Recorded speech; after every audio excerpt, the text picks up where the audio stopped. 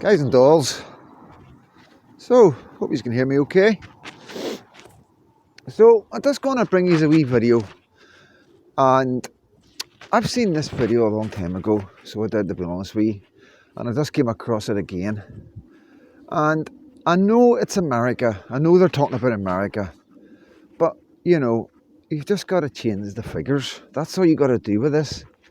Just change the figures from the millions, you know, because we're tiny compared to America. You got to understand how small we are compared to America.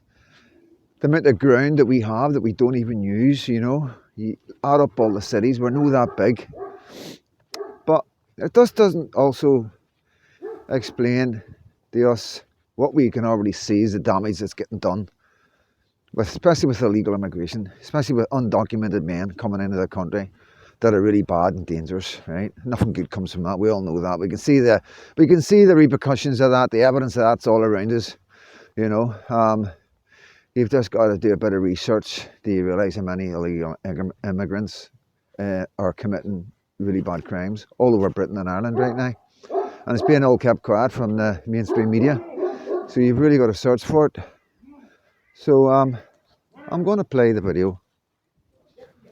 Million legal immigrants that the United States has taken every year on average since 1990. Now, who in the world deserves our humanitarian compassion? The World Bank has one measure of the desperately poor of the world. They make less than $2 a day. And how many people make less than $2 a day in the world? We'll start with Africa. In Africa alone, there are 650 million people who make less than $2 a day. 650 million. And in India, another 890 million people, desperately poor. China adds another 480 million people, making less than $2 a day. And unfortunately, the rest of Asia has a heartbreaking 810 million people who the World Bank says make less than $2 a day. And finally, there's 105 million of Latin America's population that are desperately poor. All told, the World Bank says there are 3 billion people in the world. 3 billion people who are desperately poor, making less than $2 a day. That's 3,000 gumballs. And every year, we take 1 million and suggest that we've somehow made a humanitarian difference. Of course, we don't pull our immigrants from these desperately poor populations, do we? These people are too poor, too sick, too disconnected to make it here as immigrants. We tend to pull our immigrants out of the better off poor of the world. And Mexico tends to define the type of immigrant that we bring here because the plurality of people come from Mexico. And Mexico is poor.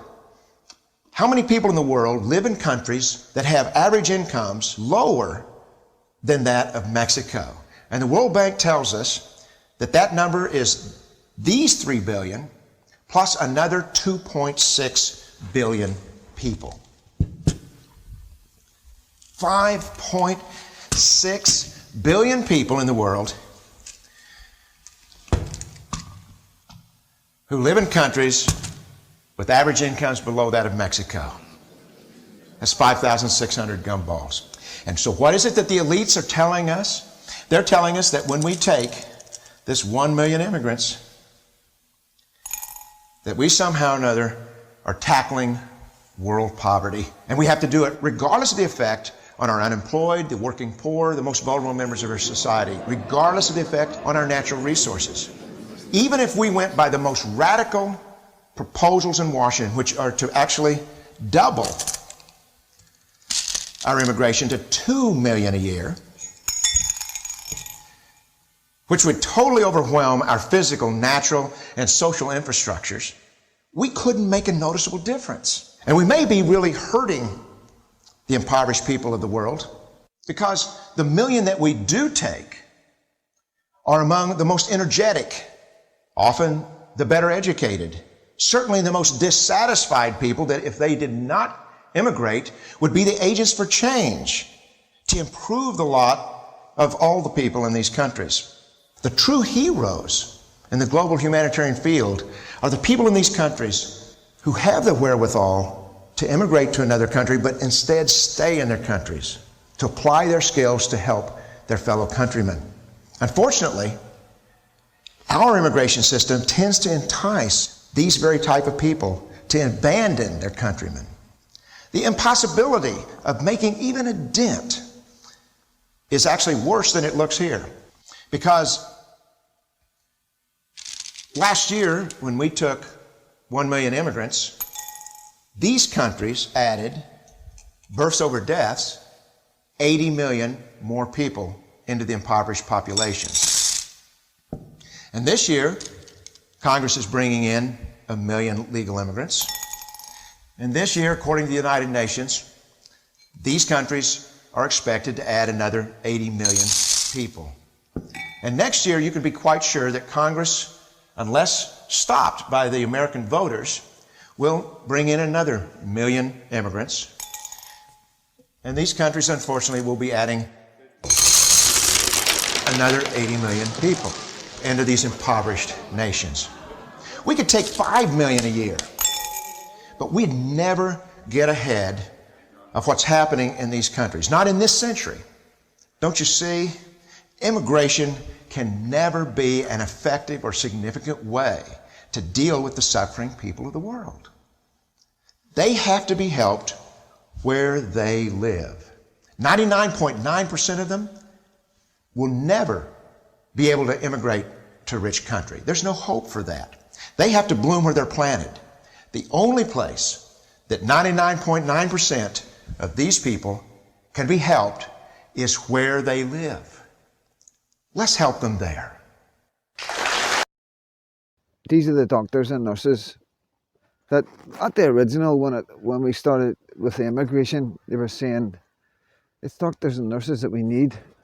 They're here to do the jobs that you don't want to, you know. So they cover the top end and they cover the bottom end, you know what I'm saying? And basically, there's proof now that we're actually doing more damage to these countries than we are helping. But the point I also want to make, and I'm sorry about the light, guys, it's just a wee venal I'm going through. The point I want to make is this. The people that they're talking about in that program are just immigrants, people that, you know, that we are picking and choosing, you know. That's not the people that's invading this country right now. The people that are invading this country are the type of people that aren't poor because they've managed to get across all them countries. And you believe me, it's no an easy feat. So they're not weak, they're not disabled, they're not suffering from mental health like you're going to see popping up more and more and more as these guys commit horrendous crimes and our government say it's mental health. You know, it was no mental health when they were coming across the water. It wasn't mental health when they were covering 5 or 4 or 5, maybe 6 countries. You know, these guys do not need our refuge. These guys are here to cause harm. They're here to cost us a fortune, as we already see, where we're at a stage where we're having to take it from our old and our most vulnerable. And on the top of that, our most vulnerable children that come from our most vulnerable families in society that are struggling to feed themselves, struggling to heat themselves, struggling to keep an eye on their children. And we are a nation of vulnerable children and broken families. And this, not only are we going to feed them, we're going to house them, we're going to make sure they're warm and they're dry. Are these the doctors and nurses? I don't think so. You know, personally, the amount of tax the Labour government are now taxing people, what doctor or nurse is going to stay in this country when they can go to Australia or America and they'll be taxed as much? There's nothing that this government is telling us that's making any sense, if you've got any sense. And one of the biggest crimes right now is the crime against ordinary civilians. Not only are they using terrorist charges, like we've seen with Tommy Robinson, but they're also jailing people. putting them in really dangerous situations in prisons run by Muslim gangs, calling them far right and racist before they send them into these lions' dens. That's who our government is. That is not who we want to represent Britain. Please, please, please call another election. 18 million people never voted, and we are sorry. We will never make this mistake again. We trusted in our governments. We never thought our government would ever behave in this way. So we were pretty relaxed about our elections. We never knew that our freedom of speeches would be attacked in such a way. We never knew that men that had never committed a crime in their lives would be jailed for saying upsetting things to police officers. And the end result was that man's death. This has gone beyond anybody can imagine. This has gone beyond anything that anybody else would do to any of our civilians. Would be jailed, putting our children at risk in such a way. They know the repercussions that's happening. These men are young men who need to have sex. Hundreds of thousands of young men are coming into this country, and our women do not want to have sex with them. What do you think is going to happen? What do you really think is going to happen? I am a bank robber. What do I know? But I know what I'm telling you is the truth that nobody else is speaking, and everybody else is afraid to speak about because of the Labour government and the way they have our nation right now. You come out to protest, they cattle you and arrest you one by one. 73-year-old woman, never been arrested in her life, came out to silently, peacefully protest against them 3 little girls getting unalived in Southport. She was arrested. Kettled every single one of our young men and women and arrested them. Then they went on to social medias and started hunting down anybody that spoke about illegal immigration or grooming gangs. People who came out and said simple facts like, I know, don't care what anybody says, that guy is a Muslim, referring to the man who unalived them 3 girls. That man got arrested for that. We now find out that he was covering his face because he's hiding a beard. We now find out that he's going to mosque in prison. We now find out that everybody in the area knew exactly who he was and have all been silenced. That is who our government is.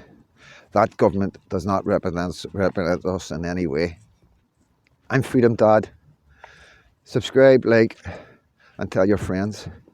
The only way we can do anything to save our country for our children and our grandchildren is by not being silenced, by not allowing anybody to silence your human rights, your opinions on what you think is going on in your country, where your child is going to live, hopefully, and grow and have children and watch them children grow. At the minute, I'm not going to let that happen to my child. Either we change the government or I move. And I advise everybody else, if you're not prepared to stand up and at least have a go at trying to fight by coming online, by going to protests, then just move. Because if we don't fight, there's no home left. God bless every one of you. This video is for entertainment and educational purposes only. They are my opinions and my opinions only. They're opinions of a man who's just had a daughter who's only 2 weeks old and is frightened of the future of his country. They're opinions of what I see, of what's going on in my country, by what I read, by what I see online, and the truths of what's going on in our court systems right now. And also how the persecution of certain individuals in this country, how hard the government are going to silence people, is evidence to me that something is not right. These are my opinions only.